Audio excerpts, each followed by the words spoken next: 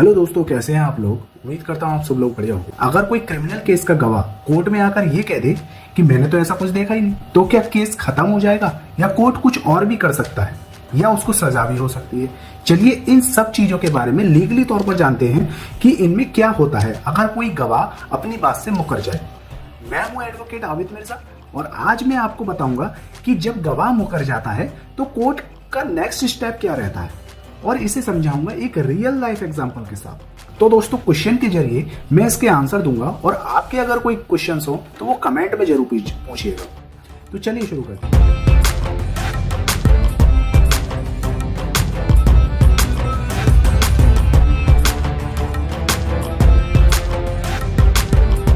तो अगर कोई गवाह कोर्ट में मुकर जाता है या कोर्ट में अपनी बात से, यानी कि पुलिस स्टेटमेंट में उसने कुछ और गवाही दी हो और कोर्ट में आके कुछ और कह रहा हो, तो वो हॉस्टाइल विटनेस हो जाएगा।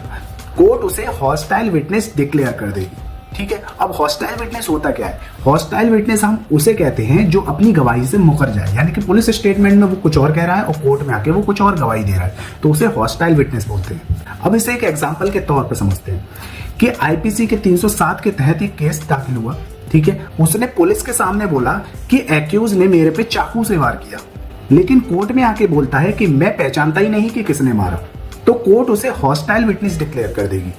अब इसका लीगल पॉइंट क्या है, चलिए जानते हैं। Section 154 of the Indian evidence act ये अधिकार देता है कि प्रोसिक्यूशन अपने ही विटनेस को क्रॉस एग्जामिनेशन कर सकता है अगर वो हॉस्टाइल हो जाए। तो 154 of the Indian evidence act ये सेक्शन हमें अधिकार देता है कि प्रोसिक्यूशन का अगर कोई विटनेस अपनी बात से मुकर जाए, यानी पुलिस स्टेशन में कुछ और, यानी पुलिस के सामने कुछ और गवाही दे रहा है और कोर्ट में आके कुछ और गवाही दे रहा है, तो प्रोसिक्यूशन को ये अधिकार है 154 के तहत कि वो अपने ही विटनेस से जो है क्रॉस एग्जामिनेशन कर सकता है। तो चलिए बढ़ते हैं दूसरे क्वेश्चन की तरफ। तो दूसरा क्वेश्चन ये है कि हॉस्टाइल विटनेस का केस पर क्या असर पड़ता है, यानी कि अगर वो झूठी गवाही दे दे तो केस पर क्या असर पड़ेगा और इसका लीगल रेमेडी हम क्या यूज करेंगे। तो चलिए जानते हैं। तो हर केस में हॉस्टाइल विटनेस से ही केस खत्म नहीं हो जाता। कोर्ट ये देखता है कि बाकी के एविडेंस क्या कहते हैं, बाकी के एविडेंस स्ट्रांग हैं या नहीं है। तो अब इसे हम एक एग्जांपल के थ्रू समझते हैं। एक मर्डर केस में एक विटनेस था जो कि उसने झूठी गवाही दी, तो उसे हॉस्टाइल डिक्लेयर कर दिया गया, लेकिन मेडिकल रिपोर्ट, सीसीटीवी और सर्कमस्टेंशियल जो एविडेंस है वो काफी स्ट्रांग थे, तो कोर्ट ने एक्यूज को कन्विक्ट करार दे दिया, क्योंकि जो बाकी के एविडेंस थे वो काफी स्ट्रांग थे बजाय उसकी गवाही के, इसीलिए उसको कन्विक्ट करार दिया एक्यूज को।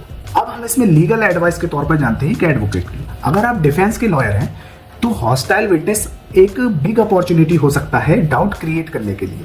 तो हॉस्टाइल विटनेस पे जितना प्रेशर, जितना आप एम्फसाइज करके दिखा सके कोर्ट पे, तो कोर्ट आप केस जो है वो आपके फेवर में हो सकता है। लेकिन अगर आप प्रोसिक्यूशन है तो प्रोसिक्यूशन अपने जो रेस्ट ऑफ द एविडेंस है हॉस्टाइल विटनेस को लेकर, हॉस्टाइल विटनेस को छोड़कर जो रेस्ट ऑफ द एविडेंस है उस पर ज्यादा स्ट्रांगली पकड़ बनाए और उसको प्रेजेंट करें।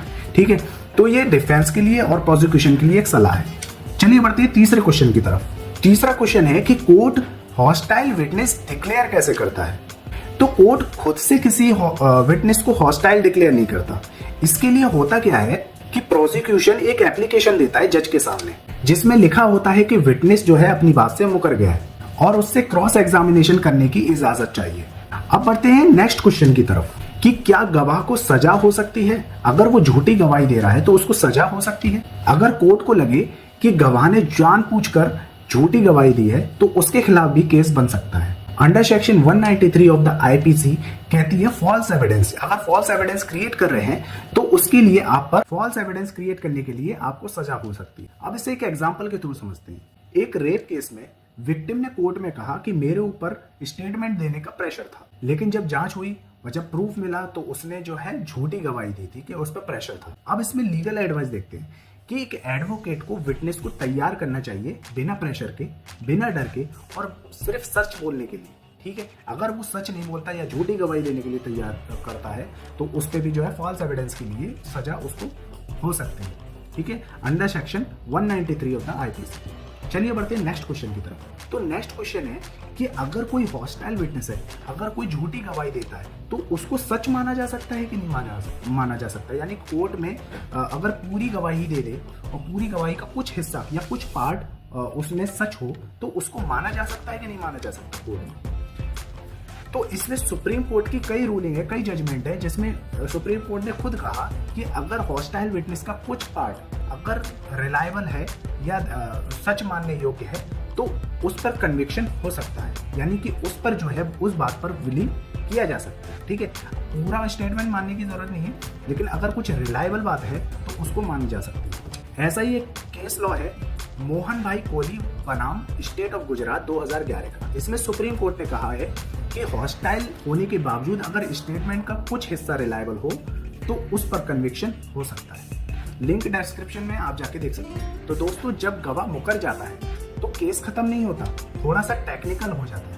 फिर उसके बाद हर स्टेटमेंट, हर कॉन्ट्रडिक्शन मैटर करता है। अगर आप किसी क्रिमिनल केस में इन्वॉल्व हैं तो किसी लीगल एक्सपर्ट की राय जरूर लीजिए। और अगर आपको मेरी मदद चाहिए तो कमेंट सेक्शन में जरूर पूछिएगा, बेधड़क मैं बिल्कुल जवाब देने के लिए तैयार हूँ। लेकिन उससे पहले आप चैनल को सब्सक्राइब जरूर कीजिएगा और वीडियो को लाइक जरूर कीजिएगा। तो मिलते हैं ऐसे ही अगले लीगल एडवाइस की वीडियो के साथ। तब तक के लिए जय हिंद, जय भारत।